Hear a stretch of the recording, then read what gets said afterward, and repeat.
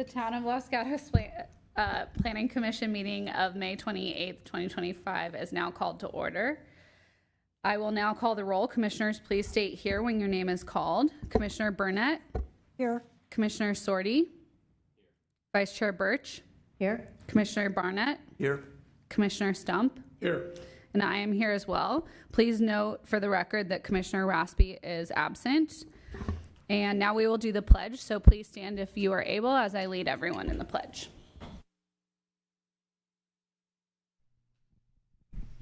I pledge allegiance to the flag of the United States of America and to the republic for which it stands, one nation, under God, indivisible, with liberty and justice for all.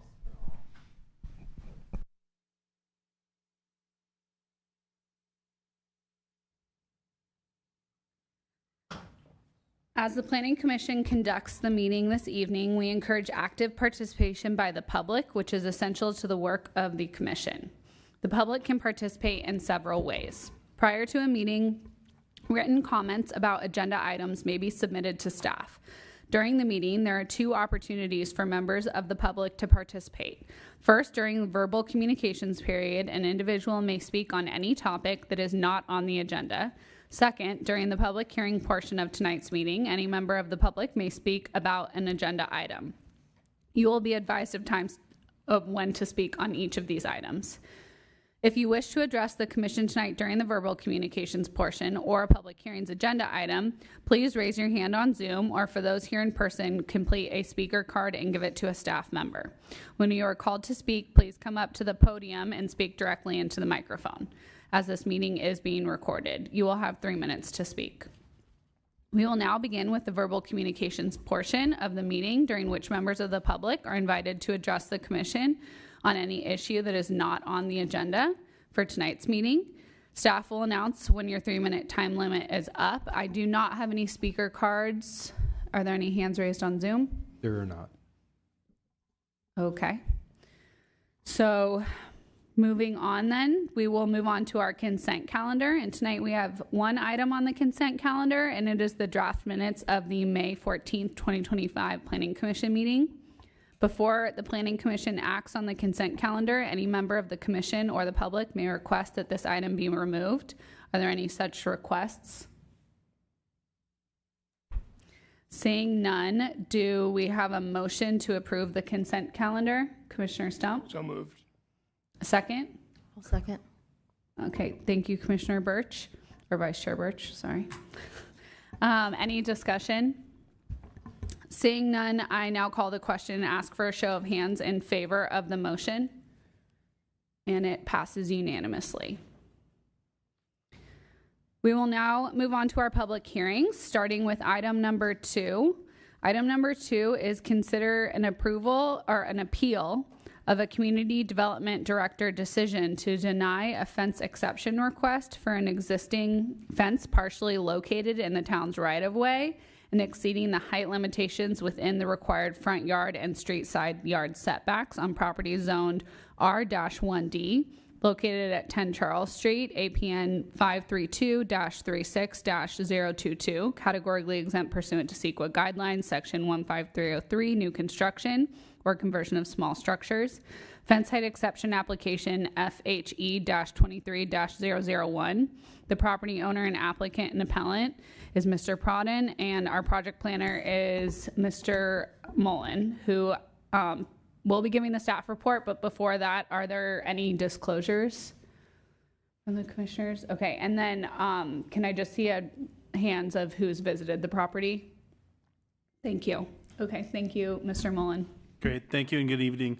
On March 12th, the Planning Commission considered the appeal and continued the matter with the following direction to the applicant: address the right-of-way and safety issues created by the fence, redesign the fence at the corner of Los Gatos Boulevard and Charles Street to adhere to the corner site triangle standards to staff's approval, redesign the fence near the driveway serving 264 Los Gatos Boulevard to address site and safety concerns, and any approval should carry the condition that there be no changes to the materials or solidness of the fence and that there will be no plantings allowed along the fence. In response to the Commission's direction, the applicant has met with staff and neighbors and has submitted 2 letters presenting 2 options for consideration. The first option would maintain the fence at the current height, design, and location with modifications moving portions of the fence to partially address the corner site triangle and the neighbor's driveway view area. With these modifications, the fence would remain in the required front and street side setbacks, corner site triangle, driveway view area, and traffic view area at a height exceeding the maximum allowed 3 feet. The second option would maintain the current height and design of the fence, but would move the fence back 3 feet 9 inches, relocating portions of the fence at the corner and adjacent to the neighbor's driveway to tie into the existing fence. With this option, the fence would remain in the required front and street side setbacks, corner site triangle, driveway view area, and traffic view area at a height exceeding the maximum allowed 3 feet. With both options, portions of the fence located along the Charles Street would remain in the right-of-way, and the applicant indicates that they are willing to enter into the appropriate agreements with the town to maintain private improvements in the right-of-way. Based on the analysis provided in the staff report, staff recommends denial of the appeal due to safety and town liability issues, upholding the decision of the director to deny the exception to the fence regulations. An addendum and desk item were distributed with public comments received after the publishing of the staff report. And in addition to planning staff, engineering staff is also in attendance tonight to further support your discussion. This concludes staff's presentation, and we're available for any questions. Thank you. Are there any questions for staff at this time? Commissioner Stump. If, Mr. Mullen, if the appeal were to be denied, what is the next process as far as remediation? What sort of commitment would we be getting from the appellant to take the required action so that that fence fully complies with town code as well as the right-of-way? There we go. I can address that. Thank you. Go ahead. Okay. So the town's code compliance officer most likely would issue a compliance order that would require that the fence be brought into conformance with the town's regulation within a specified amount of time. And then if it doesn't occur within that time frame, then there's a hearing scheduled before a hearing officer. And the hearing officer has the ability to impose penalties. And then if the fence is still not brought into conformance, then the town's next step would be to get an injunction. And through the chair, Thank you. Prior to that occurring, whatever decision is made by the Planning Commission is ultimately appealable to the council. So that would be the next step. Following that decision, then what Ms. Whelan mentioned is plausible. Are there any other additional questions for staff at this time? Yes, Commissioner Barnett. This would be for Ms. Whalen. So the appellant, has offered to enter into an indemnity agreement with the town respecting the right-of-way encroachment. And the question I have is, would a standard homeowner's insurance policy cover liability related to the easement that would be given by the town? I don't have the answer to that offhand. I know that upon occasion, there are people who install things in the town's public right-of-way, and in those instances, the town and that party enter into a license agreement. And as a general rule, that license agreement contains an indemnity requirement. And then we do typically require a separate insurance policy. I don't know whether a homeowner's policy would cover this or not, but I could get back to the commission with that information at a future time. Well, it sounds like one way or the other, there's going to be coverage. Yes. Okay, thanks so much. Any other questions for staff at this time? Okay. I now invite the applicant up to speak. So whoever's speaking on behalf of the appellant, I guess I should say, can come to the microphone and just state your name, and you will have 5 minutes. Thank you. 5 minutes or 3 minutes? 5 minutes. Yeah. Don't you have the deck of slides? Yeah, my name is Feroz Pradhan, and I'm the proud owner of the property at 10 Charles Street. On the 12th of March, we had the Planning Commission, and the Planning Commission unanimously voted that I should go back and try to work with the staff and with the neighbors to find a workable solution that addresses the visibility or safety concern. If you can jump to slide number 10.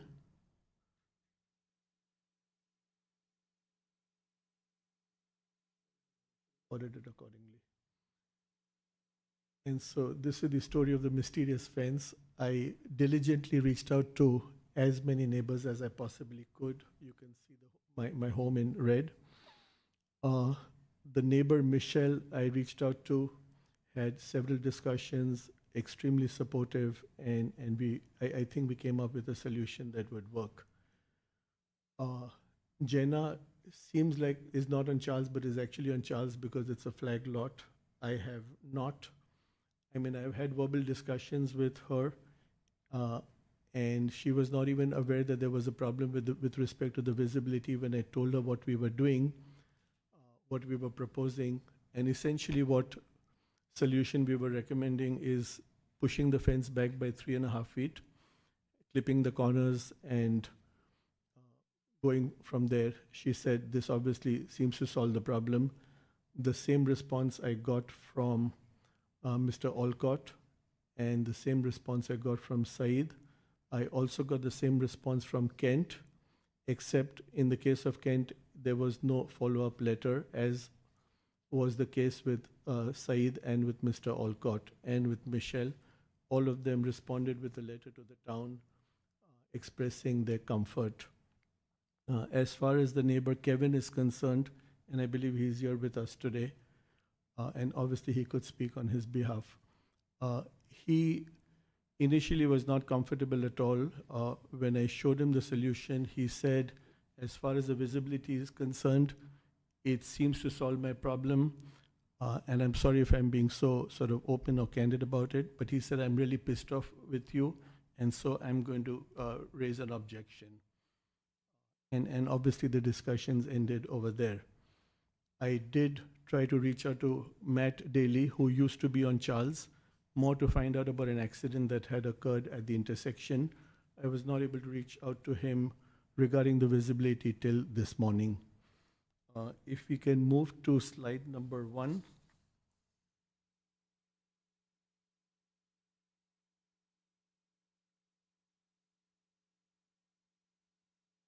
So this was the solution. If you see the fence on Charles Street, on Los Carros Boulevard is pushed back by 3.5 feet, actually 3 feet 9 inches based on my clarification with Sean.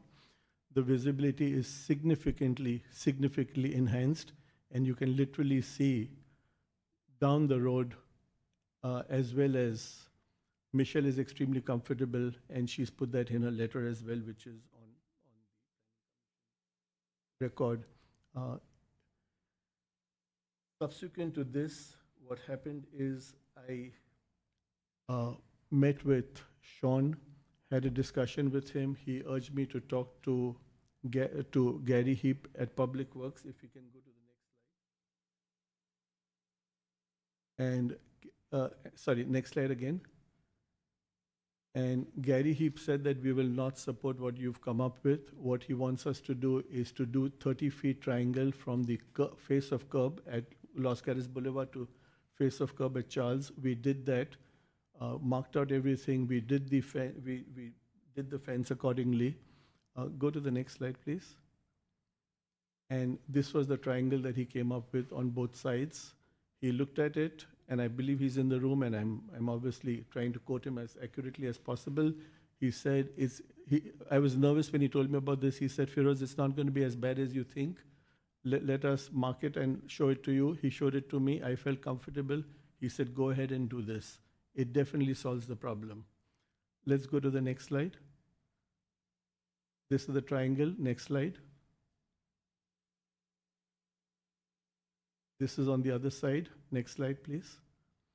Unfortunately, what happened is 2 days later or 3 days later, I got an email from him saying that it was a mistake and that the 30 feet really has to be measured from the property corner and not from the curb corner. And that completely threw me off. I went back to Sean, had a meeting with him. Next slide, please. And this is what the code requires, and there's no way we could do this. So what I would urge the Planning Commission to let us do the solution that we came up with Gary Heap. Okay, thank you very much. Are there any questions for the speaker at this time? Yes, Commissioner Barnett. Yes, sir. The unanimous vote of the Planning Commission at our March 12th meeting included a direction to redesign the fence at the corner of Los Gatos Boulevard and Charles Street to adhere to the corner side triangle standards to staff's approval. And staff's approval was not given. Its recommendation tonight is to deny the appeal. Do you have any comment about that?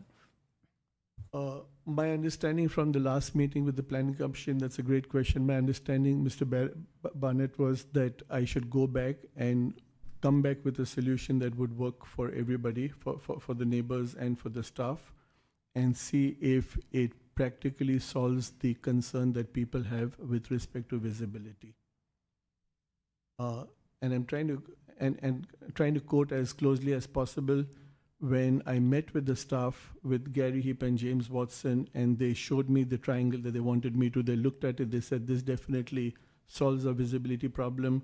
James Watson mentioned something about the 200 feet rule, to which Mr. Heap said, that's not a problem. We are going to be granting, we're okay with the fence height exception, so that should not be a problem. And so if the idea was just for me to go back and follow the code to the T, it would imply giving up 55% of the front yard. That was the slide, the last slide that Sean showed us. And that's something that is just not, something that I would just not be comfortable with. Okay, thank you, sir. Thank you. Any other questions? Okay, thank you. We'll have public comment, and then you'll have an additional 3 minutes. Yeah, thank you so much. I didn't realize 5 minutes would go so fast. I know, it does. It goes fast when you're up there. So we will now continue with the public portion of this public hearing and invite comments from members of the public. If you have not already turned in a speaker card to staff, please do so at this time, or use the raise hand Zoom on feature. Feature on Zoom, sorry. I do have 2 speaker cards, and the first one is for Kevin Chesney. And thank you. You will have 3 minutes.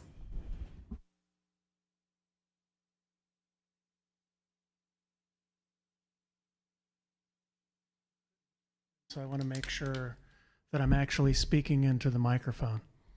Okay, let's go ahead and start. Good evening, commissioners, and thank you for your time. My name is Kevin Chesney, and I reside at 2 Charles Street, immediately adjacent to the subject property. I urge the commission to deny this fence exception, not out of personal disagreement, but because it poses a real risk to pedestrian safety and undermines the community's standards. First, I want to address a claim by the applicant in his addendum. He asserts that all neighbors support the proposed offense, with the exception of a single neighbor, Kevin Chesney, which is me. This statement is not only misleading, but it's inaccurate. Other neighbors like Matthew Daly and Ken Anderson have also expressed concerns despite the applicant's efforts to convince them otherwise. And after 2 years of this, we're all worn down. We're tired. We've been fighting. This is not about personal preference or aesthetics. It's about safety, code compliance, and the public right-of-way. The fence, as constructed, encroaches into the town's right-of-way, exceeds height limits, and violates visibility standards that exist for a reason. The intersection is traveled daily by school children walking or biking to Louis Van Meter Elementary, Raymond Fisher, Los Gatos High School, and even Amir Posa. These children use this very sidewalk, some learning to ride, others carrying backpacks that are bigger than them. they shouldn't have to navigate a blind quarter caused by non-compliance fence. The town has a duty to protect its most vulnerable pedestrians, not just accommodate property owners. The applicant has also suggested that a prior fence may justify this one, but any previous fence only existed a short way down the frontage, and town policy is clear. New construction in violation of code does not get grandfathered because someone didn't know the rules. If this appeal is granted, it will send a message that safety regulations are flexible and it's acceptable to build first and seek forgiveness later, even when children's safety is at stake. I respectfully urge the Commission to support the staff recommendation and deny this appeal. Upholding these standards affirm that Los Gatos values safety over shortcuts and children over convenience. Let's show that rules exist for a reason and that the town is protecting those who walk its sidewalks. When rules are enforced fairly, everyone, residents, parents, and future builders benefit from a system they can trust. I also want to thank the staff, Sean and Aaron Walters, especially, for educating me. Thank you. Are there any questions for the speaker? No. Okay, thank you. The next speaker card I have is for Michelle Huntley.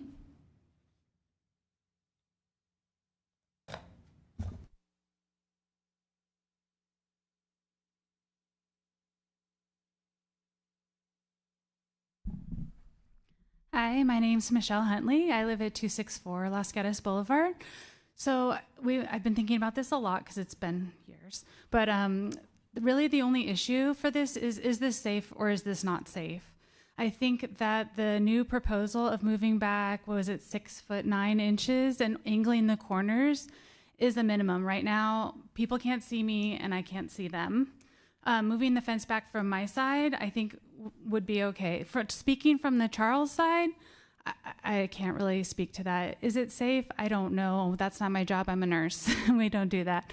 But we just need to decide if this is something that's safe. We have town code and town rules, and I do believe that there are exceptions that can work for everyone to be safe, but I'm not one that can say if this is safe. It's certainly a big improvement. From my side, I think I can work with it. From the Charles Street side, they have a lot more traffic. It isn't just me, it's all of the neighborhood. But whatever we decide, I just ask that we make it very specific going forward because we've had agreements in the past and things have not exactly turned out. As discussed, if we make it specific and include future protections, I know it's already a redundancy, and we talked about it before, but saying that going forward, the fence must be in like kind for any future owners. But we definitely need to move a little bit back. I think the 6'9" from my side could work. But again, Charles Street is a busy intersection, and someone needs to say, is this safe or is it not? Because that's really the only thing that matters. Thank you. Are there any questions for the speaker? Okay, thank you. Are there any, I don't have any more speaker cards. Are there any hands raised? Oh, it's okay. You can pass it on up.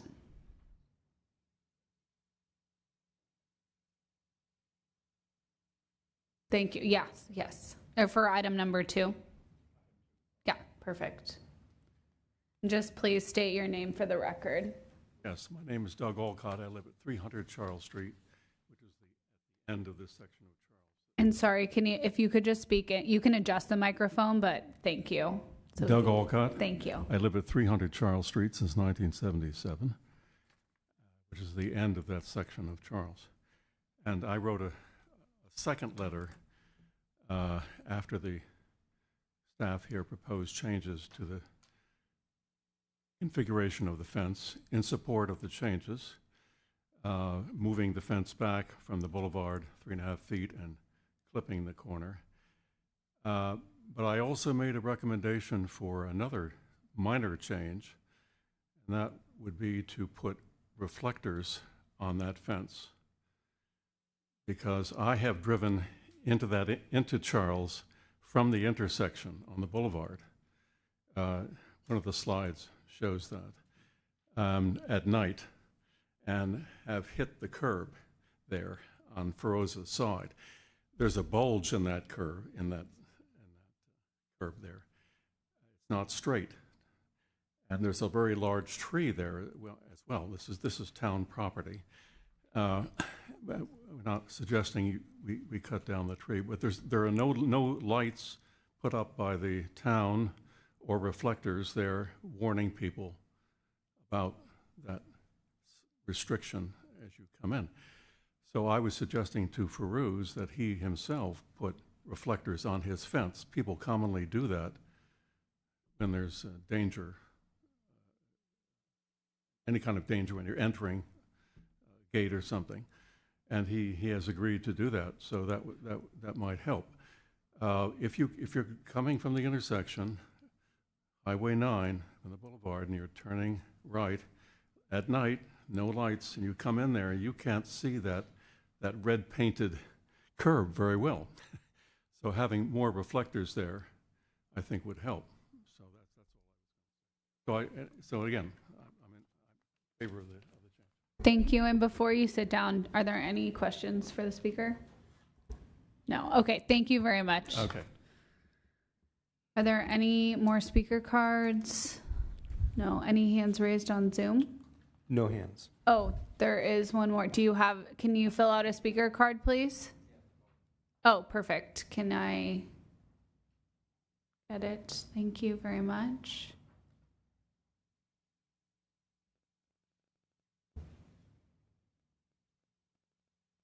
Thank you. Good evening. My name is Saeed Najad. I've been living on Charles Street since 1993. And the Firoz's work on this rebuilding this house, this Victorian old house, is well done. It's very nice. I'm very proud. And but when it comes to the fence and this dispute, I regret having it basically because it's so strange to have this real nice home and yet we're still disputing over the fence. I wish this would never happen. But anyway, the both options that I looked at, A and B, they really, I think they do provide good visibility. And even without those, I'm talking about basically myself. On my behalf, I try to drive safely. And usually in the morning at 4:30 when I'm leaving the house, there's no one there. And I still stop and then look around. Sometimes you see joggers, they run. And, but I'm able to manage that. So far, so good. Back to options A and B. As you saw on the slide, the visibility actually increases, it enhances, and I think if you just stop right where the stop sign is, you can easily see both sides, and you can move on. But as far as the code is concerned and regulations, it's up to you totally. You're the expert in this field. And but as far as the safety that I'm concerned, I think is manageable. That's it. Thank you. Thank you very much. Are there any questions for the speaker? Thank you. Okay, is there anyone else that would like to speak on this item number 2? And are there any hands raised on Zoom? Okay. I now will invite the appellant back up, and you will have an additional 3 minutes, and followed by questions by commissioners.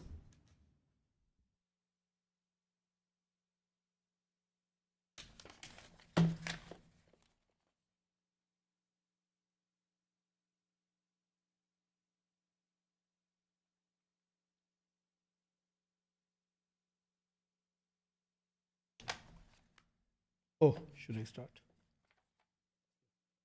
If we can go to slide number,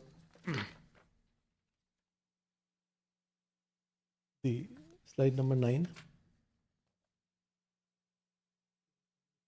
End it. but I'll give you the gist of it. In January 2023, Public Works actually sent an email to planning saying engineering supports this exception. And because of the width of the sidewalk and the planter strip, it provides the space for a driver turning into Los Gatos Boulevard. Therefore, it is my opinion that the height and open design of the proposed fence does not create a safety hazard at this location. Subsequently, as recent as 5th or 8th of May, the same gentleman and Mr. Gary Heap both looked at the triangle and said this definitely solves the visibility problem and we will support the fence exception. There was Mr. Olcott actually acknowledged and sent a letter to the town saying the presence of the current fence in the right-of-way following the direction of the curb actually provides more visibility whilst entering Charles Street, thereby reducing the aforementioned risk factor. And it is a risk factor when you're turning into, in the night when you're turning into Charles, you could hit the curb had it not been for the fence. The other issue I want to touch upon is it was mentioned that Matt Daly was against the fence and there was an accident and there was a big issue made in the last planning commission hearing about the accident. I did reach out to Matt Daly this morning, had a long conversation with him. I don't know if he had a chance to reach out to Sean. He said he will try and do that. He said that the accident occurred when there was a 6 feet opaque construction fence that wrapped around the property completely. And two is the police had determined that the accident was not his fault, but it was the fault of the other driver. So I just want to point out that this issue was obviously amplified, exaggerated, and there was another letter that said that we changed the address from 10 Charles Street, from Los Gatos Boulevard to 10 Charles Street, and that again was completely false. Sean was involved, and Mr. Gray was involved in that decision. My request would therefore be to let me follow the 30 by 30 triangle that was worked out in one of the exhibits with the Public Works staff. I can lower the fence to 3 feet in that triangle, get all the bushes out, get all the trees that we planted out, give an undertaking that we'll not put any plant more than 3 feet, and we can go from there. I'm absolutely confident it solves the problem. Thank you. Are there any questions for the applicant? Yes, Commissioner or Vice Chair Birch. So just to be clear with what you were saying at the end, I Sure. know there's an option A, an option B, and then there's the plan of compliance. Is what you're suggesting either option A or option B with lowering the fence height and clipping the corners? Which one are you referencing that is your preference? Yes, thank you so much. And I know I was a little rushed towards the end. Okay, what I'm suggesting is that we worked out, and we can go back to the triangle if you like. It's the one that we worked out with staff with Public Works. Yeah, could we, Sean, do you have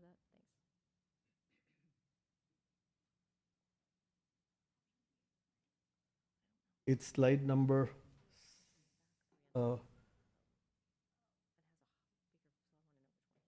6. It's slide number 4. Yeah, perfect. It's slide number, yes.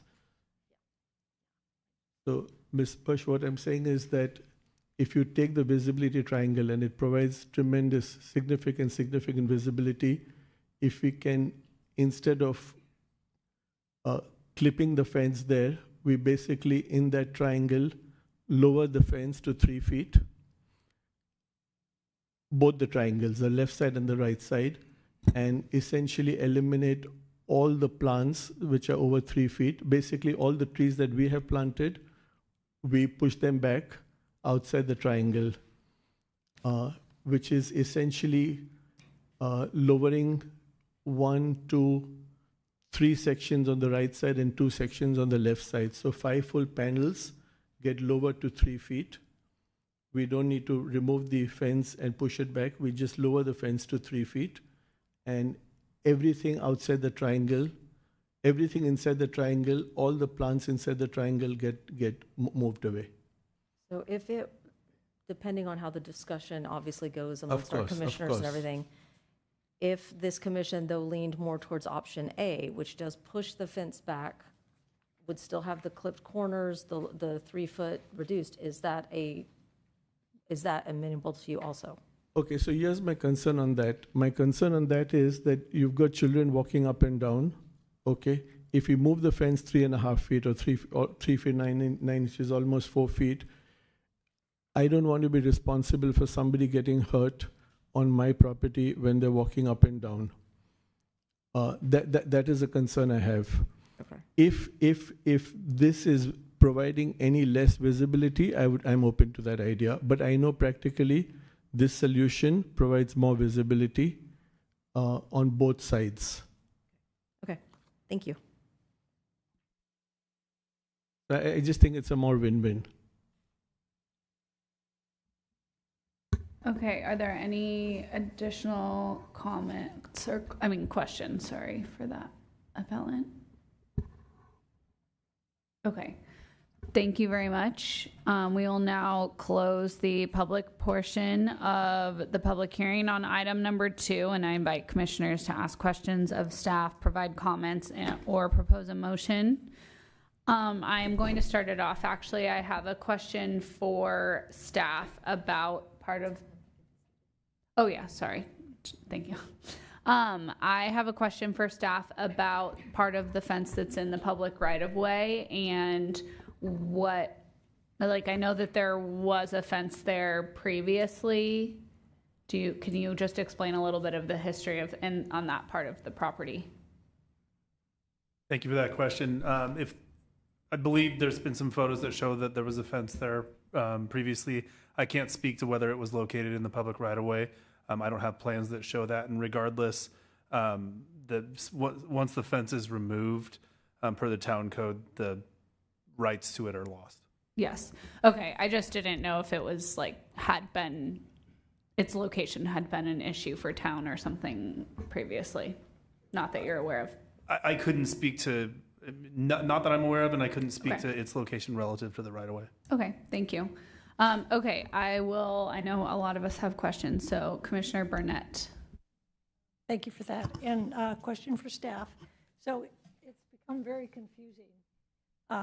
So I'm wondering, with the staff report, do you still stand by your recommendations in the original, in your report, after all the different designs have been submitted that we've looked at? Yes. Thank you. Commissioner Barnett. I would appreciate hearing from a representative from Public Works with respect to the revised plans and to clear up the record concerning the communications. Thank you. Yes, Gary Heap, town engineer. We have some explaining to do on this one. We have not provided a consistent response back to the applicant on this. I'll be the first one to say it. There's been a number of communications with this applicant. I can say the one consistent thing throughout this whole process has been our town standard drawing that we have provided to this applicant and showing him through the diagram what we've allowed. Early indications and early discussions with the applicant indicated from my staff that we would be supportive of the fence exception, allowing the fence to remain. We went and did a site visit prior to, I think, the first meeting, which we had and I did a ride along with our traffic sergeant and asked him, and I said, we're getting a lot of questions about this. I don't get it. Where is the sight distance issue coming out of the street, coming out of Charles? I don't understand how this is a sight distance issue. You've seen the exhibits, you've seen the diagrams. Folks coming out of the street, making that left or right turn onto Los Gatos Boulevard doesn't seem to be an issue. He said, Gary, that's not the issue. It's actually when you're going northbound on Los Gatos Boulevard making the right turn. Sean, do you have the image that I sent you earlier today?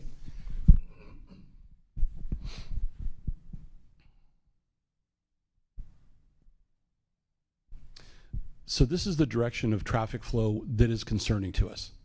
As you're going northbound and then going to make a right turn onto Charles, and you can see that the whole frontage of his property there. You can see the driveway just south of the beginning of the fence. As you're traveling northbound and go to make the right turn onto Charles, that is the obstruction. Looking at the fence on angle, even though it's looking at it perpendicularly, it's half open. Looking at it on angle like that, it provides 100% obstruction. And so at that point, I believe we came to the meeting as staff and we said, we really can't support the fence exception.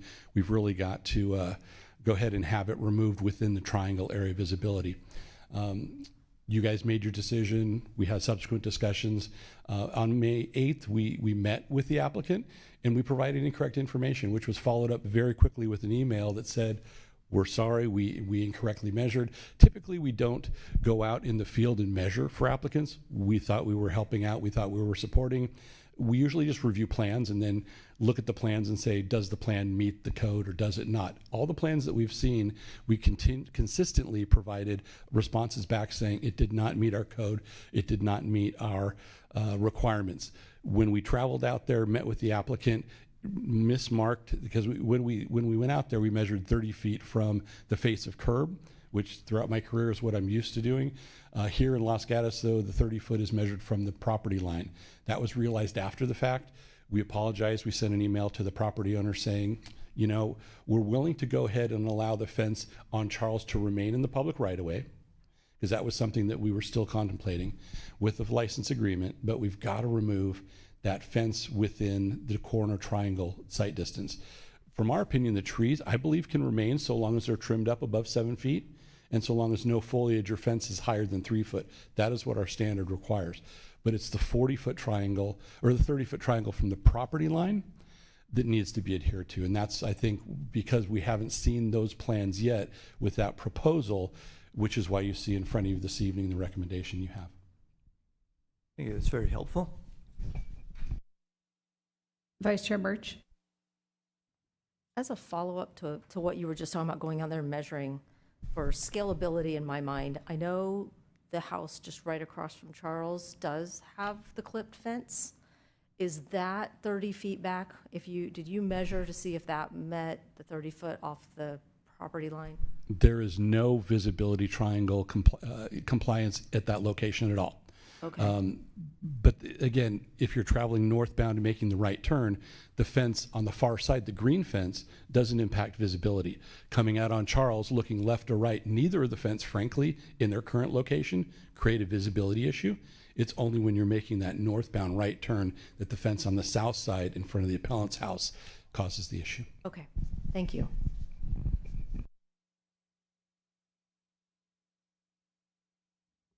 Commissioner Stump. Question for staff as well. I'm not sure if it comes your way or maybe Sean's way. We certainly have a good idea of a fence that does not comply with the town code. We've been looking at this now for several weeks.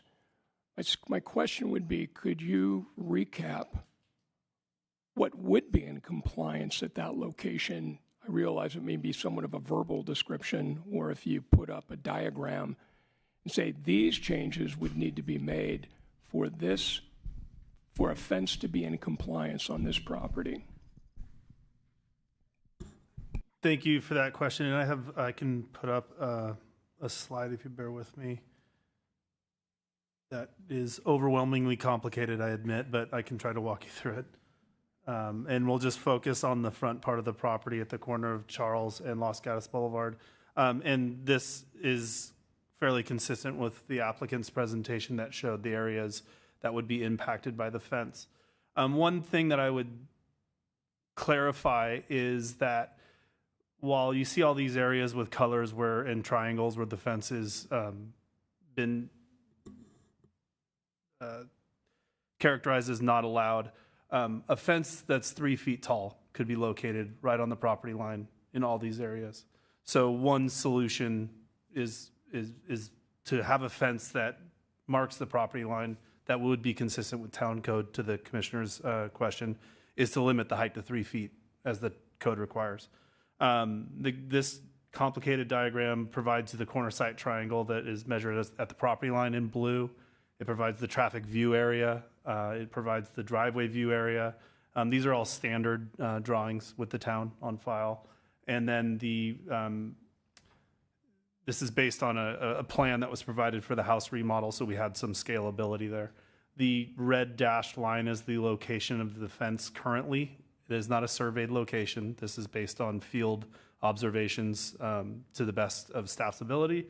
And option 1 is this sort of burgundy dotted line you see as it's clipping the corners near the driveway and the corner. And option 2 is the blue dotted line moving the fence back 3 feet 9 inches and then clipping the corners a little bit as well. As stated in the staff report, with either of those options, the fence still would require an exception, and that's part of the appeal this evening.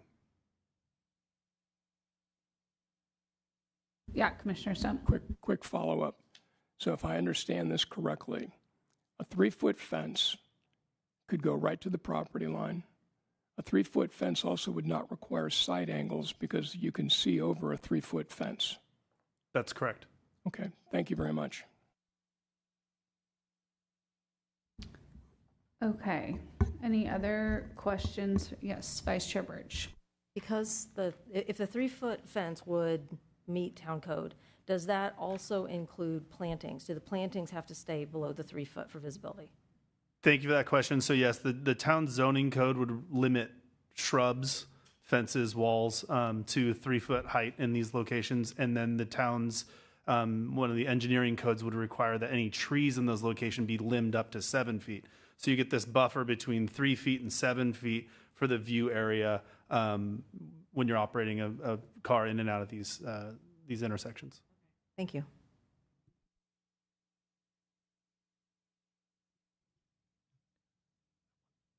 Commissioner Sorty? As long as you've got the graphic up, I have a question about the corner site triangle. So that is represented accurately in the graphic now? Or? This isn't obviously, it's as scaled as it could be, but yes, it's represented accurately. What was provided in the field, it's hard to point, but I'll try and put a mouse on it. These straight legs here and down here were not included. So the triangle itself was more of a traditional triangle with the 2 corner points being right at the face of the curb. What the standard drawing requires is that you come perpendicular in from the roadway to the property line and then begin your 30-foot measurement to create and then connect with the hypotenuse. Okay, thank you. And I have, that might be a little bit easier. This is a cleaned up version of the town's standard engineering drawing.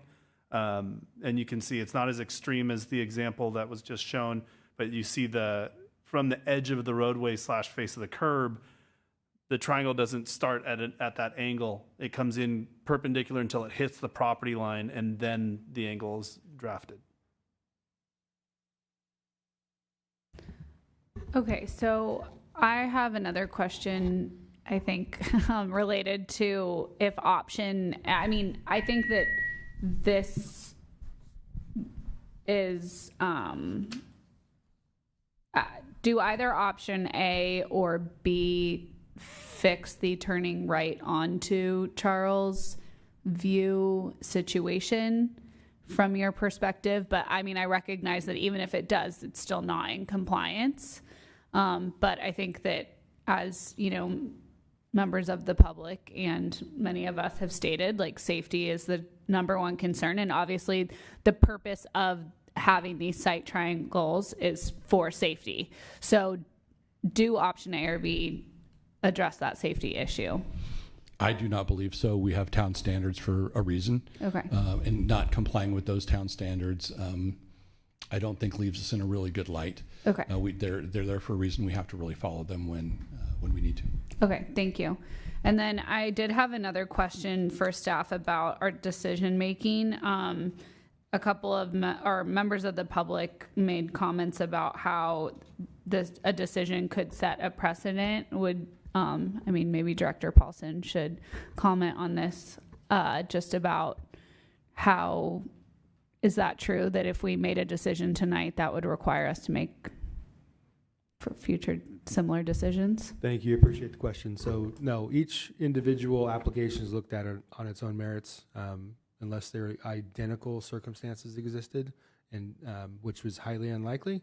And even in that case, the commission is not tied to previous decisions. Okay, thank you. Vice Chair Birch. Okay.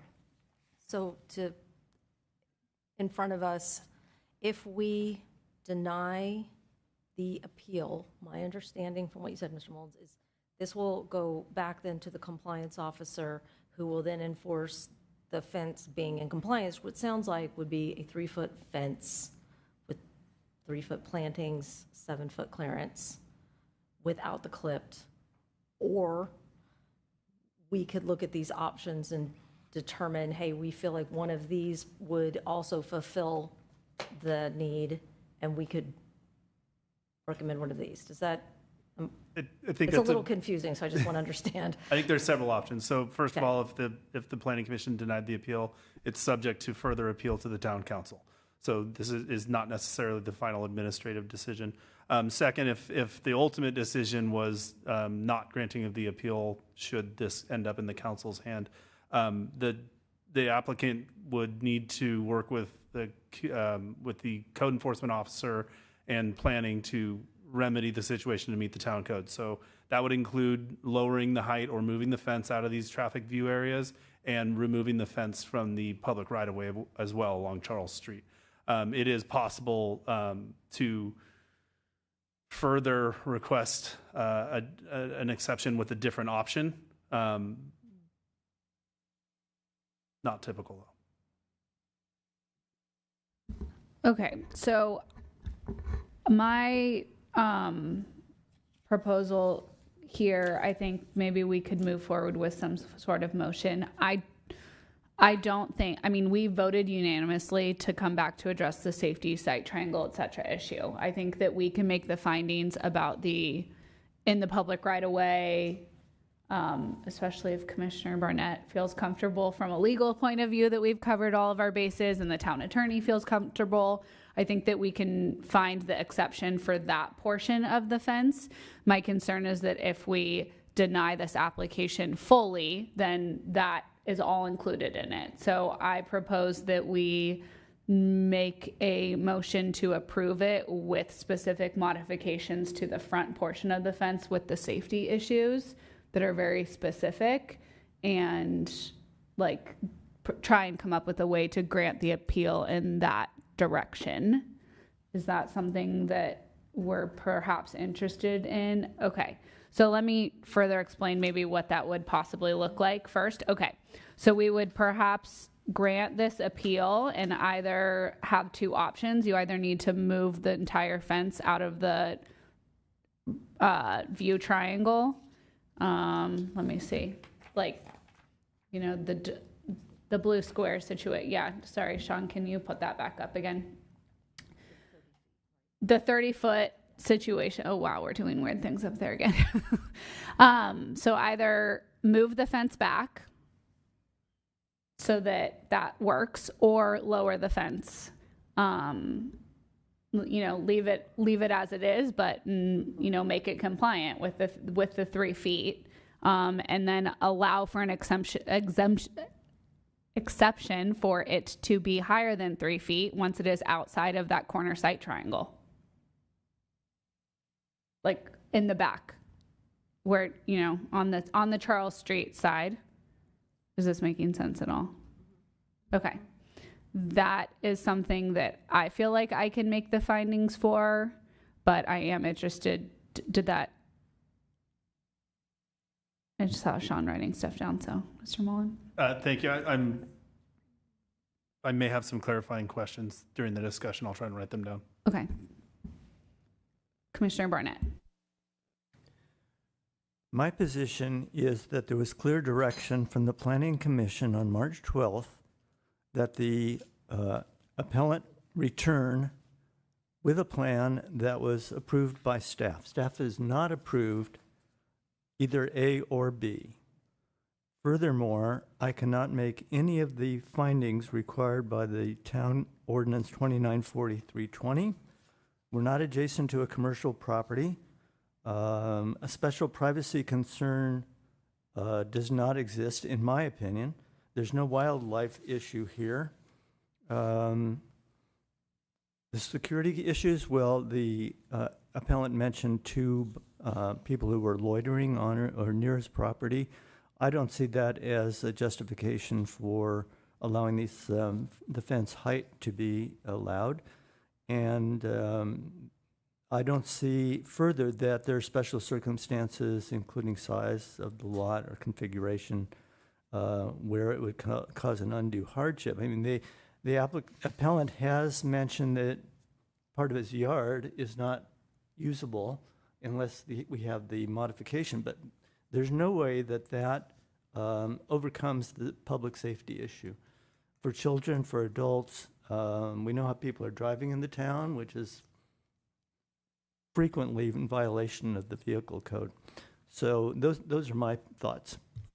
So I appreciate that. I just, is the public right-of-way your issue? Because that's when I'm saying that if we grant the appeal, that's the portion that that I would be in support of. The rest of it would have to come into compliance.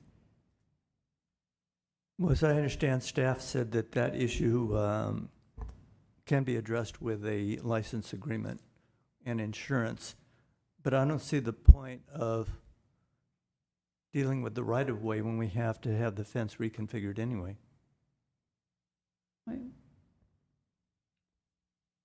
Okay. I'm not adamantly against that, but I think it's a moot issue. Okay. Commissioner Burnett. Thank you, Chair. Yes, I totally agree with Commissioner Barnett. I think this item has gone on for quite a while with very clear directions. Our staff is definitely still upholding their summary and their discussion and their feelings that have been presented. So I totally agree with Commissioner Barnett that we should move forward and deny this. I mean, not deny it, but deny the appeal. Thank you. Commissioner Stump.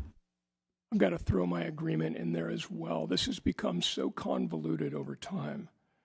We are continuing to try and solve a problem that shouldn't have been there in the first place.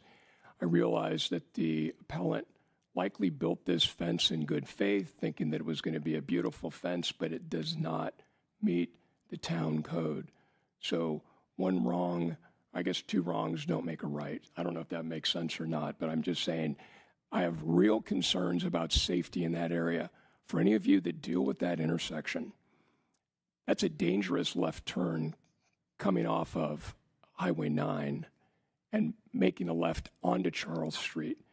My concern is, why? Because pedestrians are there and people are so concerned about making a left turn, they don't really pay attention to what's going on the sidewalk. You may say, well, that's not a site issue. I'm just saying there are continued safety issues around Charles Street. And it is a congested area. It's a tight area. It's a funny intersection there. And I do not think we should compromise safety in this matter at all. Vice Chair Birch. Okay. So my understanding of what the chair was saying was not compromising on compliance with the view corridor in the front yard at all. She was basically saying that has to fall into compliance for all the reasons that you guys have said. But rather than have us deny the appeal, this go back up to town council, I think what she was trying to say was the front yard has to fall into compliance. We all agree this is a safety issue. No ifs, ands, or buts. But the side yard, it appears that this is not a massive issue with staff. They think there's a path forward, that what we could do is say, we've come up with, I guess, what in a sense is saying we're granting the appeal, but with a number of conditions that aren't really granting the appeal. Does that make sense? We are still, I'm not done. We're still enforcing the safety requirements. What we're doing is eliminating even more meetings on this topic by saying that this has to go into compliance, but the side yard, we're going to let staff deal with that with them. Does that make sense? I I just want to make it clear that I don't think anybody up here is going to say, forget the safety issue. Commissioner Sorty, and then I'll get back to you because he had his hand raised first. Yeah, I just wanted to agree with Commissioner Barnett. I don't think a good faith effort is made to follow the direction of the Planning Commission, and I did watch the hearing the last time this item was here. Yeah, so I still have an issue taking a formal action to uphold an appeal when effectively we're denying the most of what the applicant's asking for. Effectively, he's asking to keep a fence that exceeds height limits and encroaches, in the front setback and in the triangle areas. So, yeah, I would, I don't know how else you do it. The other question I guess I would have, even if the appeal was denied, is there anything preventing the applicant from pursuing the license agreement along Charles Street with staff later? Okay. Is there anything preventing him from bringing up that issue with council if we chose to appeal? I can start, and the town engineer maybe want to jump in as well. I think if the appeal was denied and staff continued to work with the applicant to bring the fence into compliance, the conversation with the town engineer could be had about maintaining portions of it in the right-of-way, and whether they supported that may be a separate issue. Yeah, I can go ahead and add on to that. The issue outside the site triangle along Charles and that 6-foot fence there is not a concern for Public Works. We deal with fences that get built in the right-of-way, unfortunately, too many times. And a lot of times it's easier to just, so long as it doesn't create a site distance issue, and a lot of times there are good reasons for it, security, et cetera, we allow those to remain in the public right of way, so long as they don't interfere or go against zoning requirements in terms of, heights in the setback. As long as that's not the case, then we go ahead and allow those to remain with a license agreement. So in this case, so long as the fence is either removed or lowered to 3 foot within the visibility triangle, we're happy to support keeping the fence 6 feet high along Charles outside that triangle and allowing it to be there through a license agreement.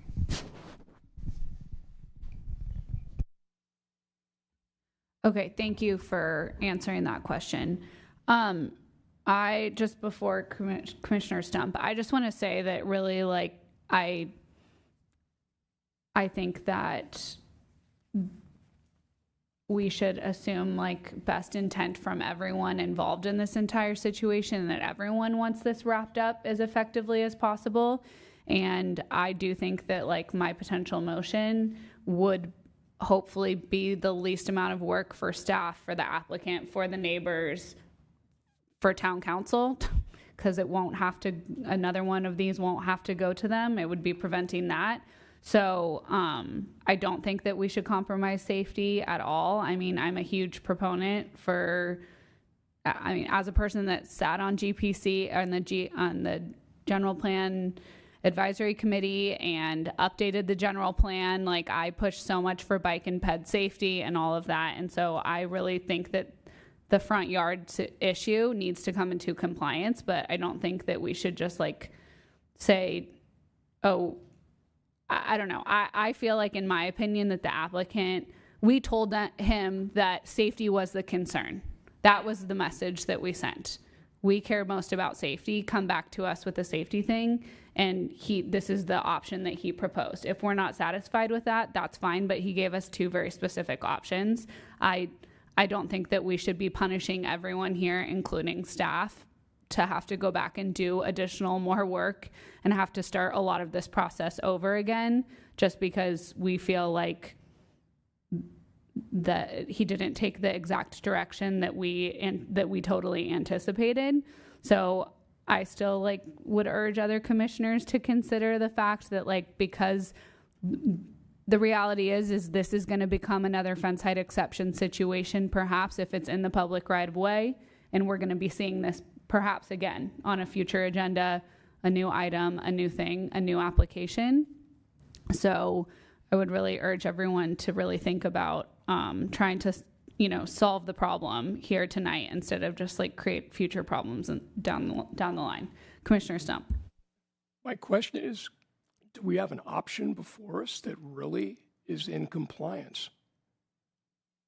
We don't have an option that's in compliance, but like all staff has said up to this point at all of our meetings and all of the staff reports, they don't have a problem with this fence being in the right of way. Fences are in the right of way all the time.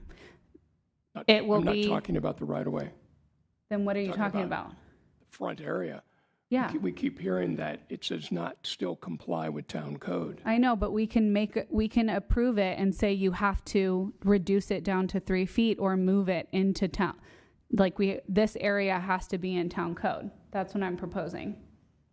Does that, like, the front part would be in compliance either at the 3 feet or you move it back. Those are your two options. That meets our fence ordinance situation. But we would be granting the back part that was just mentioned that's not an issue, that's in the public right of way. Sorry, it's a closed, we can't take any comment from public at this point. Vice Chair Birch. Can I then now look to Mr. Mullins, because you said you had maybe some questions and notes. So before we try to go down either path of making a motion, can we ask you, like, what questions you have? Is this going to make it more difficult? What is the best path here? I would start off by saying, regardless of the difficulty, staff's happy to continue to work with the applicant to find solution and fulfill any direction given by the Planning Commission. So that's not a problem. The question that I have, I think, the more I listen to the two options presented by the chair, is just clarifying exactly at what height the fence could be maintained in the right of way with the two options that the chair presented. So what I heard was option one is to move the fence, maintaining its current height, but meeting the town code. So we're talking about the portion on the front. So that would be, with that diagram, moving it out all those shaded and triangled areas.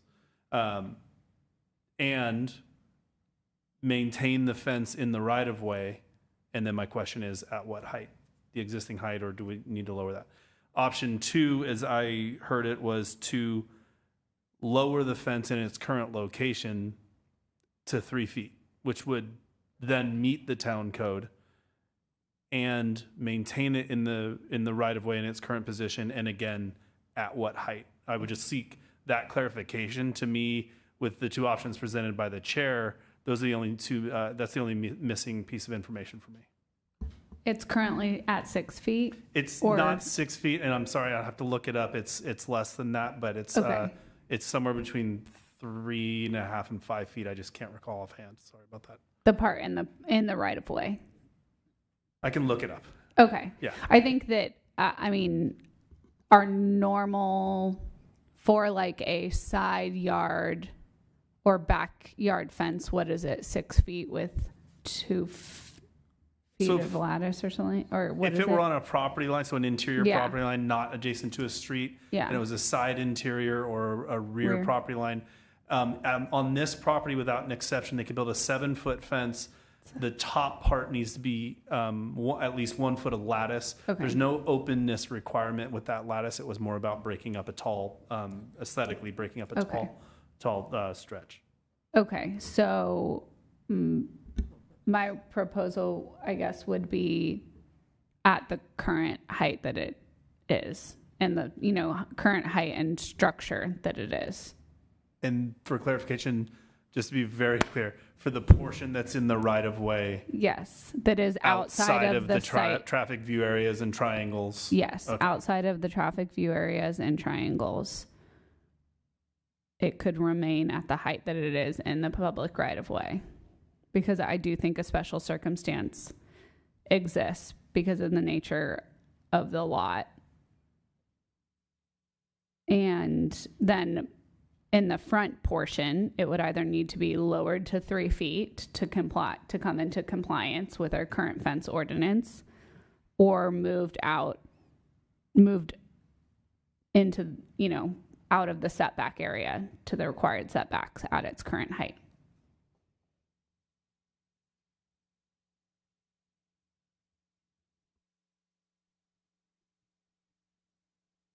Does that clarify enough for you for now, Mr. Mullen?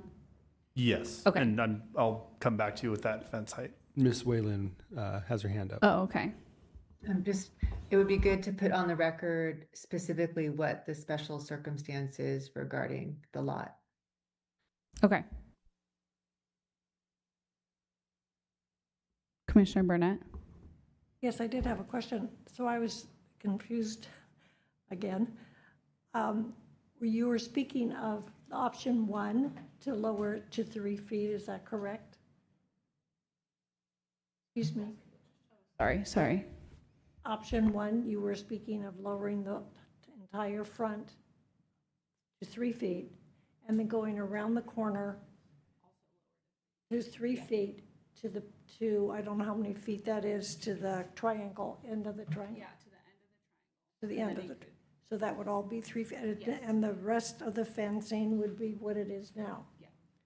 Which, I was there, and actually, I think that fencing that he has makes it almost worse, because it is crisscrossed, and with all the bushes and everything. I mean, I think it's a very difficult situation. I would prefer just to go along with denying the appeal entirely and having him go along with what our town recommends on this. It is so complicated, and why are we making all these extra hoops for this? I mean, it sort of doesn't make sense to me, but I'm asking a lot of exceptions when it's very clear cut. You just follow what our town has said. Okay, Commissioner Burnett. As I understand, 4 of the commissioners have strongly indicated denial of the appeal. And in light of that, I propose to make a motion for discussion and see where we are after that. So if I may, with respect to item 2 on tonight's calendar, I propose or move to deny the appeal of the director's decision concerning the fence height, fence exception,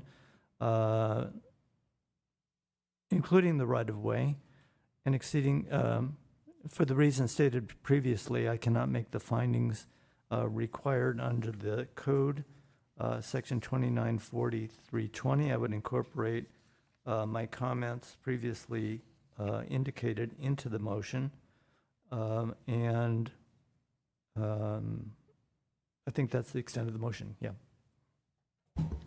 And is there a second? Commissioner Burnett? I'll second it. Okay, and then discussion? Any discussion? Okay, and I'll call the question. All those in favor, please raise your hand. And that's everyone except me. Opposed is me. So the motion passes. What do we have? 6 of us here tonight? 5-1. And are there appeal rights? Yes, thank you, Chair. There are appeal rights. Anyone who's not satisfied with the decision of the Planning Commission can appeal that decision to the Town Council. Forms available online in the clerk's office. There is a fee for filing the appeal, and the appeal must be filed within 10 days. Thank you. Okay, we will now move on to item number 3 on our agenda, which is to consider making a recommendation to the Town Council to approve the Fire Hazard Severity Zones Map Ordinance and resolution to comply with State Government Code Section 51178 and an amendment of the General Plan Hazards and Safety element to incorporate the Fire Hazard Severity Zones Map.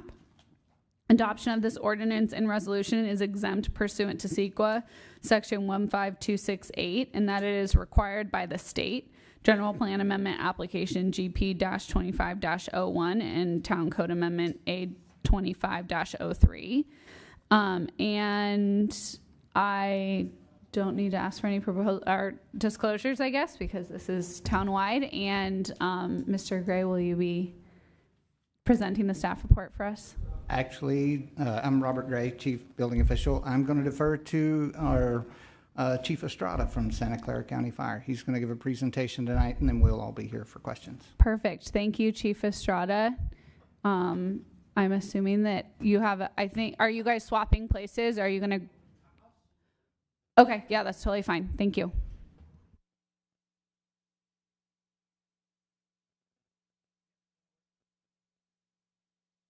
Thank you. Planning Commission, I'd like to thank you for the opportunity to come out, and members of the public as well. The LRA map updates has been one of those things that quite honestly hasn't happened before, so there's a lot of questions.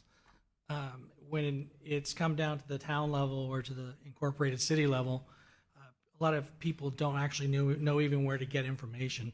So the way that I've put together the presentation, I wanted to pretty much take no prisoners when it came down to it. I want you to know quite a few things if possible.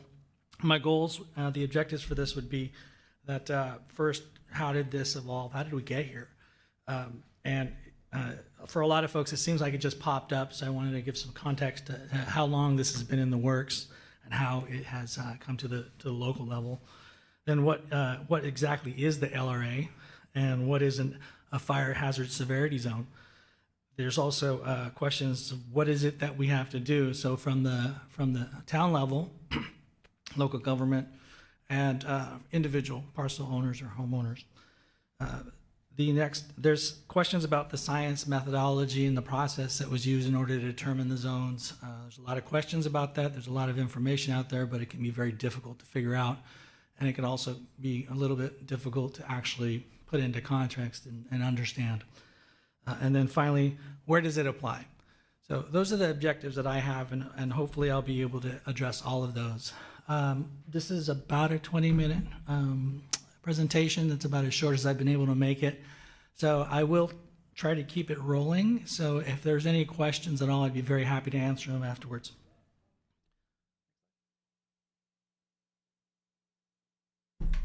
So the fire hazard severity zones, the first questions are, what is the SRA? What's the LRA? What's a fire hazard severity zone? So with that, the government code 51178, which is actually in the staff report as a reference, it requires that the identification of moderate, high, and very high zones are identified. Next, it also indicates that you have to actually accept it from the local town level or the local government level, and there's a time frame for that I'll go into. So when we're talking about LRA, local responsibility area, or response area, SRA, state responsibility area, what this means in common terms is that who pays for it and who shows up. Fire prevention or response, and then if there's any associated really cost of mitigating an emergency, is where does it go? State responsibility area is those areas where you have CAL FIRE, or previously it would have been the forestry. So local response area here, it would be us. It would be county fire, and the fire hazard severity zones are the areas that are designated in the area by the state fire marshal based on the severity of fire hazard expected to prevail in that area. So what that means is, for every area, the topography, geography, the weather, winds, those types of things that you can't really control are the things that actually create what is known as the hazard. The things that you can control or you do have an opportunity to mitigate against would be how much vegetation do you have. It could be what characteristics does your home have with the construction type in order to resist any kind of fire. So hazard is actually the primary focus of the fire hazard severity zones that we're dealing with. So this is a slide basically to not to shock people, but this is a good example of one house that has actually resisted the insult of fire, embers, and a wildfire. And what you see here is essentially the hazard that existed in this area was significant. Fire came through with enough energy and force to actually pretty much clear this whole area. So what is it about this specific home that made it resistant? So the point is, there are things that can be done to keep fire from getting close to a structure, and there are things that can be done in order to resist the insult of embers or firebrands coming in, taking an opportunity and catching that structure on fire. So that's the intent behind the fire hazard severity zone maps, and then also some of the things that you see as recommendations for home hardening. Next slide. So this effort has actually been going on for quite a long time, and there's a progression that you'll see in some of the dates that I wanted to highlight here, and that is there was an event, there was a legislative response, and then there was a direction to act, and that was usually to fire, CAL FIRE to actually. So the first event, November 24th, 1980, Panorama Fire in San Bernardino County, burned 28,800 acres and destroyed 325 structures, and unfortunately there were 4 fatalities. That was the event. The legislative response 1 year later in 1981 was the California Public Resources Code 4201 through 4204. And this mandated CAL FIRE to develop fire hazard severity zone maps in the SRA.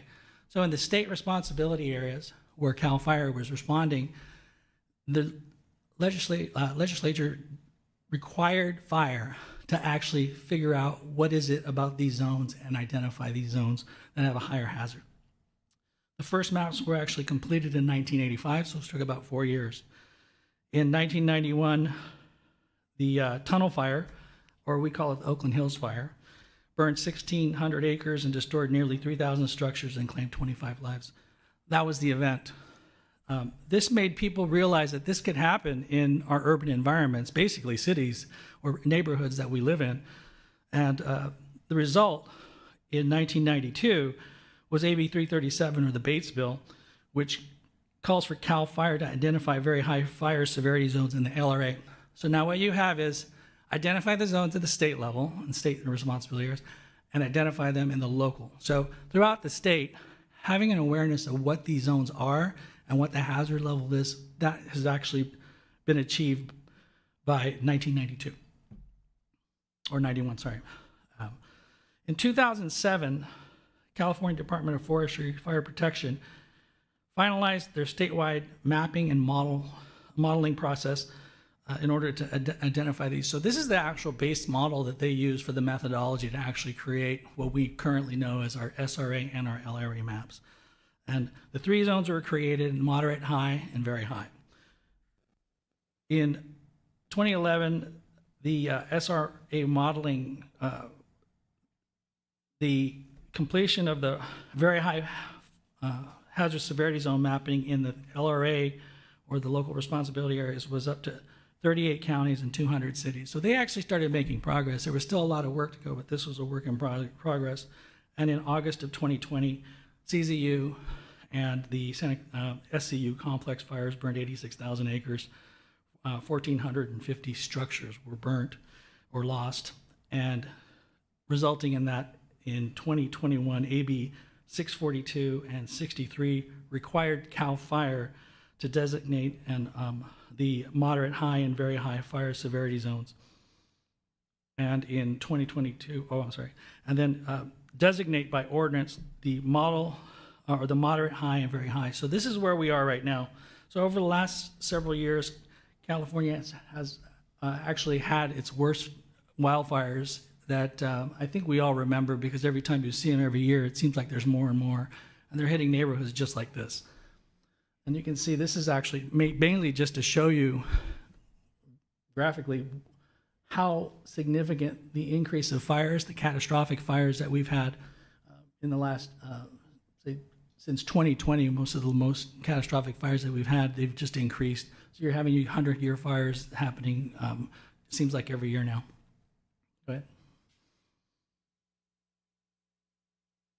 So now with that, the maps were released in February, and in the first 30 days they had to be posted. So we worked with staff to make sure that that information was clear. It was actually sent here, and Los Gatos did post it and open up for public comment.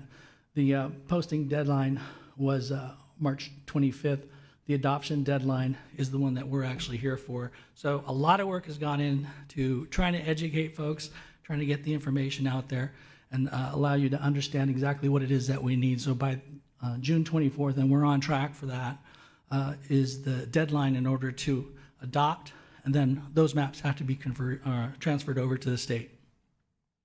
Next slide. One of the things that people seem to really need to know about the maps is the difference between hazard and risk. Hazard is based on the physical characteristics and conditions that are, and the likelihood of a fire to actually burn very, very aggressively, very fast, and the conditions essentially would be wind, topography, those types of things that, once again, cannot be controlled. And they do not take into account those things that you do to mitigate the amount of fire or extreme fire behavior that you might have.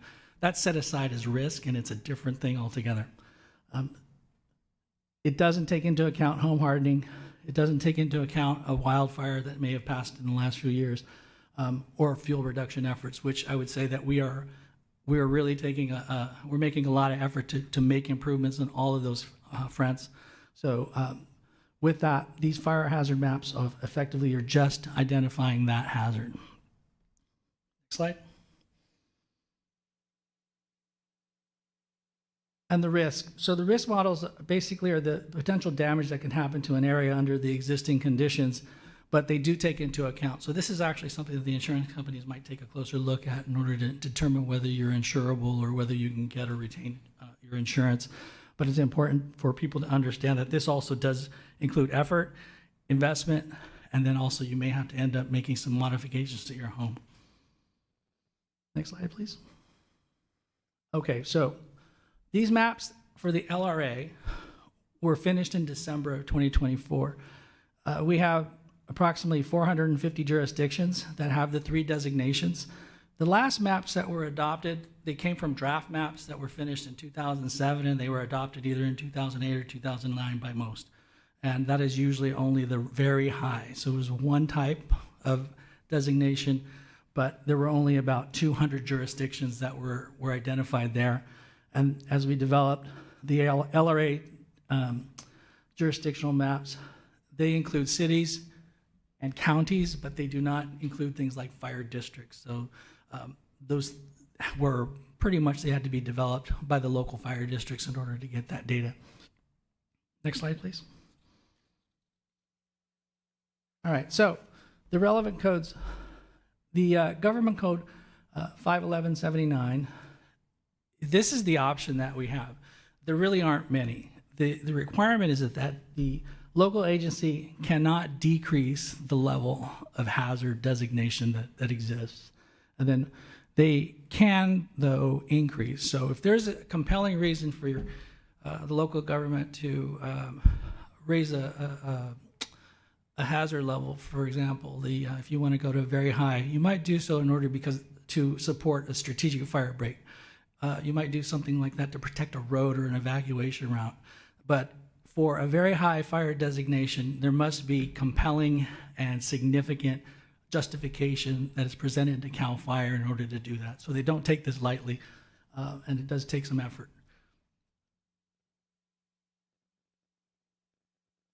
So these are some of the questions and common concerns that we get. First, the science and the methodology. A lot of people don't really understand how these things came together. So rather than actually trying to explain it all to you, I'll just say that there's a lot of references out there, and some of them that you should take a quick look at. These links can all be provided for you to take a look, because some of them are actually videos. CAL FIRE has done an extraordinary effort, as well as IBHS, the Insurance Commission. There are a lot of different participating agencies and organizations that have done a lot to try to educate the communities, the public, and local governments. So if you're going to be looking for how did these designations get created, I'll point you to the Fire Hazard Severity Zone rollout video at CAL FIRE's site. It's about a 11 to 14 minute watch. They do go into a lot of detail of how the actual zones have been created, the methodology, the science, and how they've changed from the last iteration. So I would say to anybody in the community or any of you, start with something that you actually know as a solid foundation that's based in science, has solid methodology. There's a lot of folks who think that there wasn't any effort, or they didn't do a comprehensive job. But take a look at that. That's the place to start, and then go wherever you need to go after that is basically what the recommendation that I would have. Investigate and be curious for any member of the public or yourselves if you do have questions. But there's quite a bit of information on those sites regarding the science and the methodology. And then finally, finding or retaining insurance. And I'll point you towards the California Department of Insurance with Commissioner Laura. He has put together a lot of information, and there's a lot of legislation that's going through the process now to try to help people with insurance, retaining it, and then really acts or things that you can do in order to make your situation better. So insurance companies, once again, use risk models, not hazard models. They take into consideration the short-term factors, and they do not take into consideration, or they do not work on hazard models. You're going to see some similarities, though, because they do have variables or that overlap, so they use some of the same things, especially when they take a look. And then next, a really good one is the Safer from Wildfire link. That's a CAL FIRE link.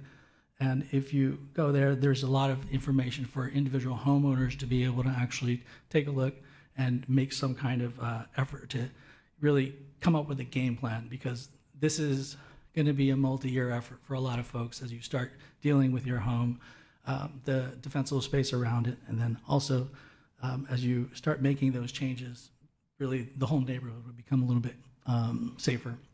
And then finally, one of the things that is coming back in the feedback throughout the West Valley cities is this is going to require costly upgrades to my home. So once again, there's a lot of ways that you can actually start to protect your home from the direct flame, radiant heat, the insult from flying embers, and that a lot of those things can actually be found on the readyforwildfire.org site, and that is a CAL FIRE site that talks a lot about hardening your home. Even one of the things that you can find there is 10 easy ways to harden your home, and anyone can pick the top 3 things and start working on them right away. Next slide. So what does it mean for me? The building standards, if you're in a very high or the high, you're going to have to make some changes to your construction type if you're going to be in one of these zones. So that means you'll have to have a certain type of roof. You may have the type of siding that you have on your house. There's some different features that you're going to have to actually use, and that would be through building code standards or the Chapter 7A standards that we use in order to harden a home against wildfire. The natural hazard real estate disclosure, these are the AB 38s. That means that there's a disclosure, it's part of the sale process. Those evaluations are actually done by us, as well as they can be done by FireSafe. The 100-foot defensible space, that's for the very high. If you get an inspection, the thing that would probably be the closest related or the effect or the change would be if you get a WUI inspection from County Fire right now, you'll continue or you will actually get one of those, and it'll basically be really no change to you at all. Property, the development standards, this is the 4290. So if you're in very high, this is actually going to be the folks that get impacted the most. Road standards, water and access standards, things like that come into play, and those are the ones that actually are sometimes the hardest to actually to meet for some of the new construction projects that we see. And then finally, city and county general plans inclusion. This is really not new. There's a lot of things that are hitting or triggering updates or inclusion into the general plans and the safety elements. So this is just mandating that for the designated areas. Again. And this is just a graphic. This one is available from CAL FIRE. So if anybody is asking, is it going to affect me? You can see that on the right side, the LRA, there is a big impact on somebody who's in the very high. That wasn't before. There was some areas for Los Gatos that actually were lost they came down in a designation. Some other areas actually increased quite a bit, but the situation here is a little bit different than that. So with that, you'll see that probably the most significant are the fire safe regulations. That's the 4290 standards that I talked about. You don't see that in the high or the moderate. The Chapter 7A building standards, you do see in the high, but not in the moderate. And then the hazard disclosure is the AB 38. So for a high or a moderate, there really isn't that much impact. For the very high, it's likely that they were in the very high before, if it was part of the map here, but those folks are going to be the most impacted, but that has been going on for quite a while, at least since I've been the fire marshal here. Next slide. So really the message is, as you move forward in this process, it's really important to communicate to everyone in the communities that are out there that are concerned about the wildfire risk that we have. One of the best ways to do it is to get a Firewise community going. If you can do that, then people start working from a neighborhood level. They start educating themselves and they start working as a neighborhood or a community.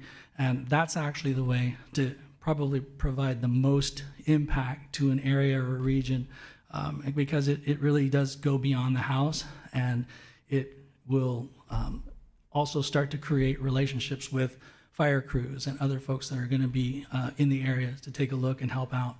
So with that, I will take any questions that you may have, and I will make sure that all of those links are available so that you can go back and take a look.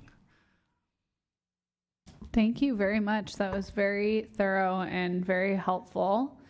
Does anyone have, Commissioner Stump, I think, has a question for you. Just a quick question about defensible space. Los Gatos has had, we were on an entirely red map last time around. We were all very high fire hazard severity zones. So being introduced to moderate and high is a new thing for us. Mm-hmm. So I guess I wanted to verify with you that still in the high fire hazard severity zones, defensible space requirements are 100 feet. That is something. So the 100-foot standard is usually with the very high. So what we do typically, or what we do by practice here, and that we have been doing for a while, is that if you're in a moderate or a high, you get the 30-foot. But you still get the same assessment and the recommendations, the information that come out of it. One of the things that could be done is through ordinance or through some other process, you can get the 100-foot standard or to the property line if you choose to do that. That can be done in addition or after the map adoption. So the map really designates kind of the fixed zones, and then the ordinance that comes with it could identify whether you want a 100-foot space or a 100-foot compliance zone for defensible space. And we do have a code update coming up too, so there'll be another opportunity to do that if you wish to. Thank you for that information. I'm sure our staff will be on top of that. Commissioner Burnett. Thank you, Chair. So I notice here you have CEQA. In one of your, in the column under your severity, your, the local. In that table, and the state. Last table. Yeah, could you comment on how do you work with CEQA? I mean, because it's come up quite a bit. So, great question. Thank you for the question. So for us, basically the building process or the permitting process would start and everyone would take their specific roles. So the CEQA process would just go through the normal, maybe Robert could talk more directly to it, but for fire, we would potentially be looking at the CEQA document that comes through, especially for a large project. But we would be really focusing on access, water supply, signage, and all of the things that actually comply down or that are in alignment with the fire code. So it would be the overall process that pulls the CEQA into the evaluation or the project. Thank you. Commissioner Stump. I guess I'm still reeling from the 30-foot of defensible space in the high fire severity zones. So is that locally selectable? I mean, if it's not 100 feet, it's got to be something, and that's going to be a total mindset change for people in this area. So if I understand the question, we've had people here that are used to being in the very high and they have a 100-foot standard.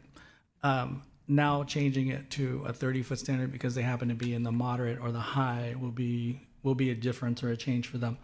That's why I was actually saying that through an ordinance or through direction, we can make those folks, because I think the WUI inspections are pretty benign when it comes down to it. There's not a lot of impact. They're done from the public right away.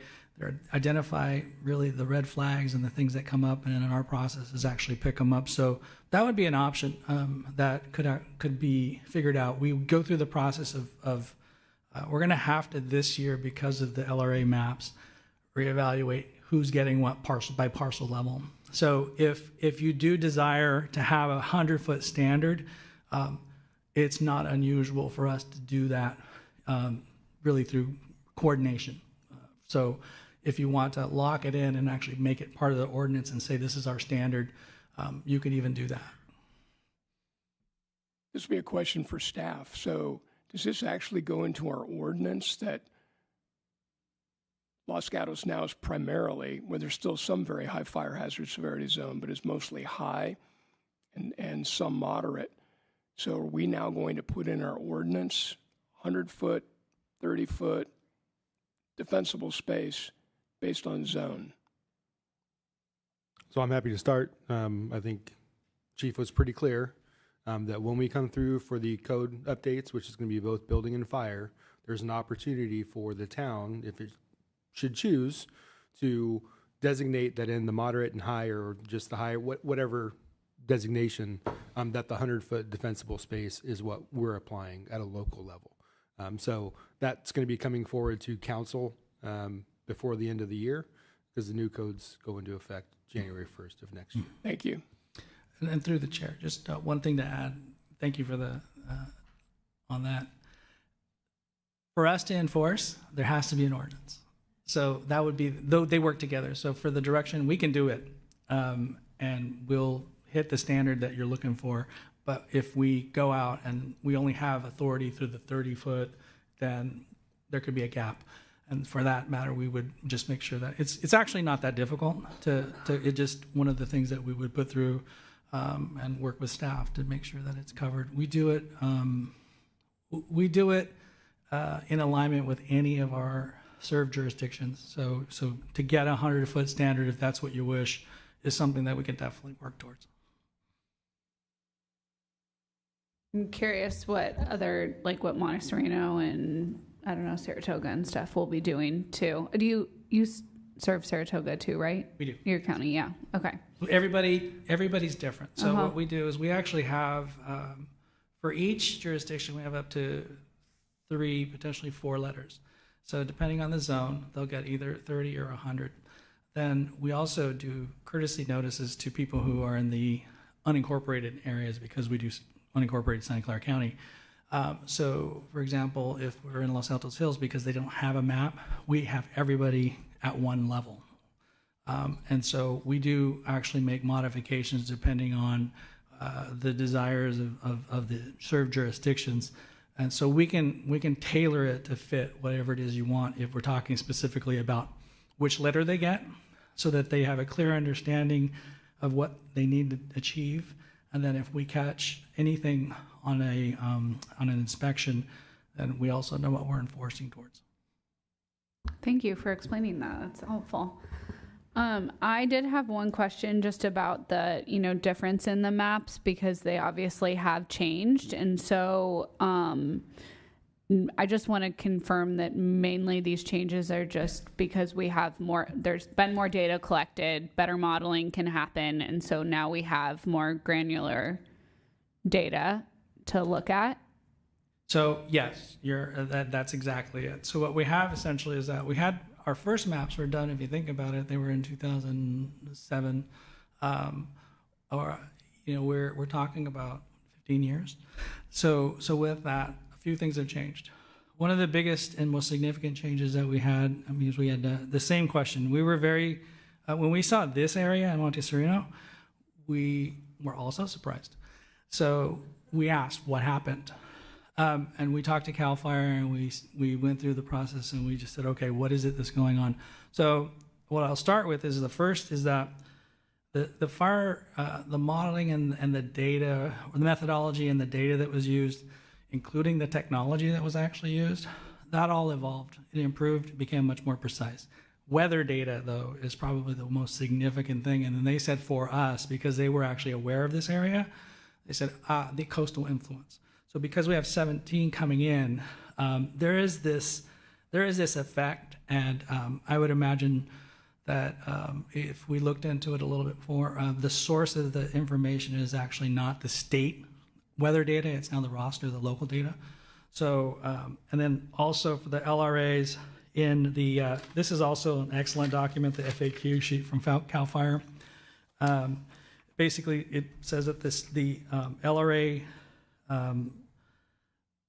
are extension of the state responsibility area fire hazard severity zone models as a basis for evaluating fire hazard in local responsibility areas. The LRA hazard area rating reflects flame and ember intrusion from adjacent wildland and from flammable vegetation in the urban area. So they take the ember cast and the potential for how many embers are in the air that are flying towards your structure.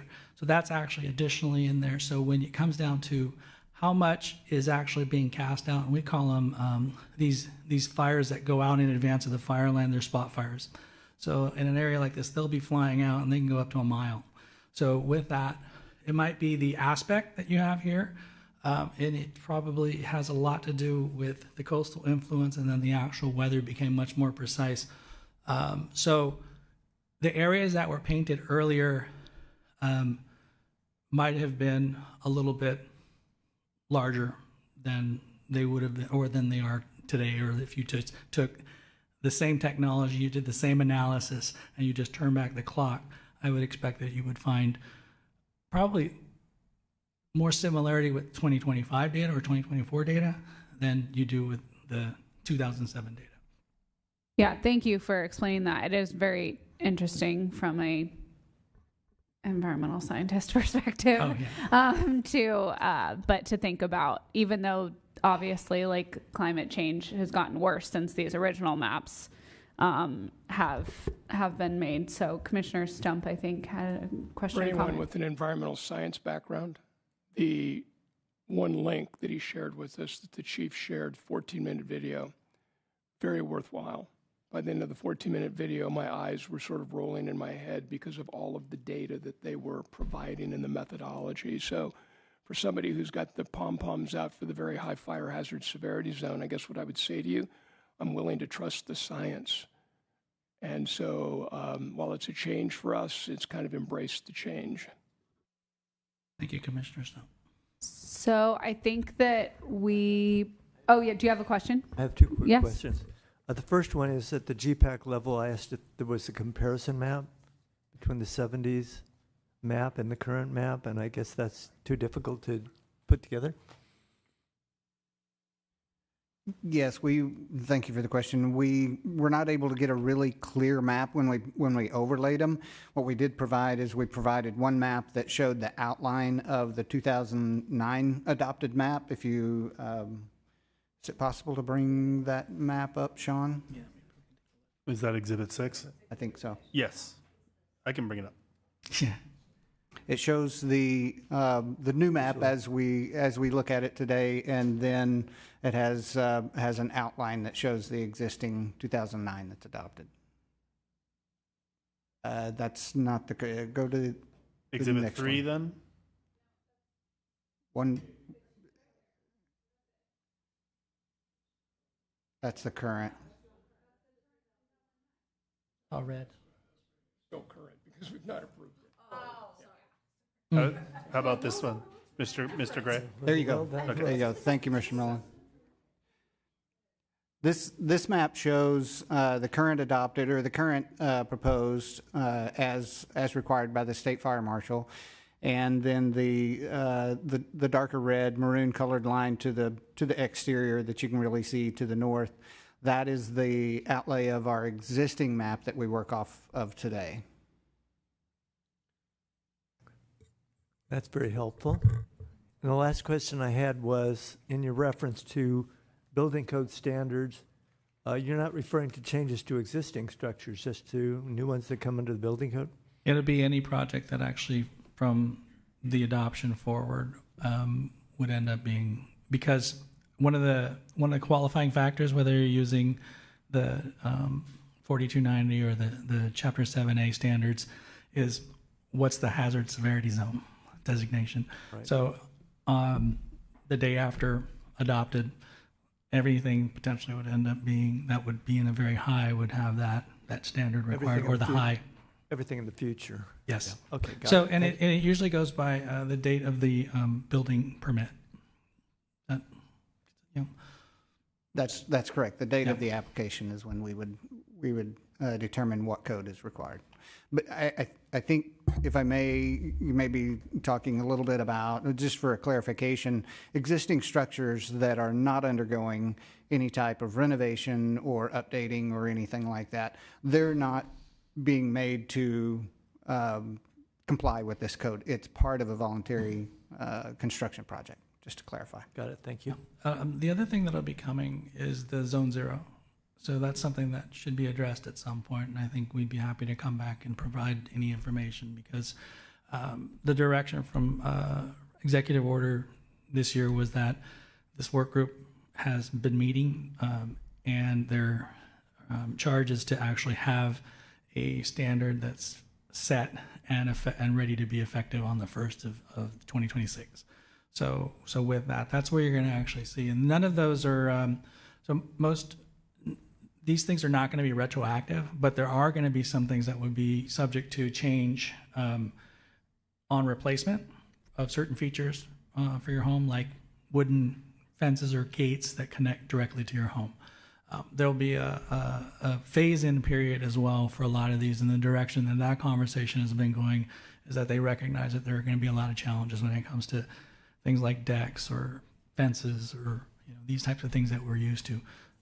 So but there's a lot of back and forth and debate going on. That is available through the Board of Forestry's website too, if you're interested in that, and we could provide information on how you might get to that if you'd like it. Thank you. Are there any additional questions for Chief Estrada? Do you have any? No questions, Yeah. but we need a motion. Well, I think we need to close the public portion and then, correct. or close this portion and then Right. do public comment. Thank you. And then you can jump on your motion. Okay, thank you. Thank you. That was very educational and helpful. I really appreciate it. Okay, we will now move on to public comment. Is there anyone in the chamber? No. And anyone on Zoom? Still no one on Zoom. Okay. No one's on Zoom at all? Wow. Okay, we will now close the public portion of this hearing on item number 2. And I do think that we kind of, did most of our discussion during our questioning and discussion with Chief Estrada. So is there a motion? Oh yeah, Commissioner Stump. Since there are 3 commissioners that were or are on GPC, this came before GPC at its last meeting. I guess that was on May 14th. And lots of discussion took place, and GPC passed a motion to recommend the Planning Commission make their recommendation to the town council to approve this map. So I just thought it would be helpful to know. And Emily's on GPC, Jeffrey's on GPC, as well as I'm on GPC. So I guess if you can trust us, you'll have, a little bit of time back. Yes. Nothing has changed my mind since then. So does anyone want to make a motion? It's just to forward a recommendation to approval to town council, so you don't even have to make any findings. Vice Chair Birch? Sure. I will move that we forward a recommendation to the town council to approve the fire hazard severity zones map ordinance and resolution to comply with state government code section 51178 and an amendment of the general plan hazards and safety element to incorporate the fire hazard severity zones map. And can I get a second? Commissioner Stump? Second. Any discussion? All those in favor, please raise your hand, and the motion passes unanimously. Thank you very much, staff and Chief Estrada, for coming. And the next item on our agenda is a report from the Director of Community Development. Director Paulson, do you have anything? Just quickly, since you last met, the Town Council met last night and approved the 143 to 151 East Main Street project here at Deodeca. Next Tuesday, they will meet in a special meeting starting at 5:15 to consider the 15349, the Genuine Automotive, just south of Rotten Robbie on Los Gatos Boulevard. They'll be considering that item. Wow, things are moving along. Okay, perfect. Thank you. And then subcommittee reports. In addition to our service on the Planning Commission, we serve on several town committees, including Conceptual Development Advisory Committee, the General Plan Committee, and the Historic Preservation Committee.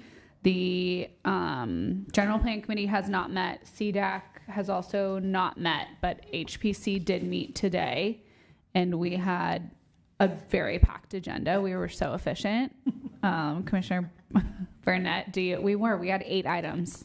I know. Commissioner Burnett, do you want to give an overview? Yeah, we had Okay. 2 homes that came to us that wanted to be taken out of the historic inventory, but the recommendation was to keep them in the historic inventory. One home, an additional home, was the same request, and we did recommend removal of that home out of the historic inventory. 2 homes came before us for approval of exterior alterations, and it was approved, or recommendation for approval. And then there was one home that came for a preliminary review before it submits an application. And yeah, so that will be, I think, come back to us again when they submit an actual application. Yes. Okay. Yeah. Perfect. Okay. Thank you to all staff, commissioners, and the public. And being there no further business of the commission, this meeting is adjourned.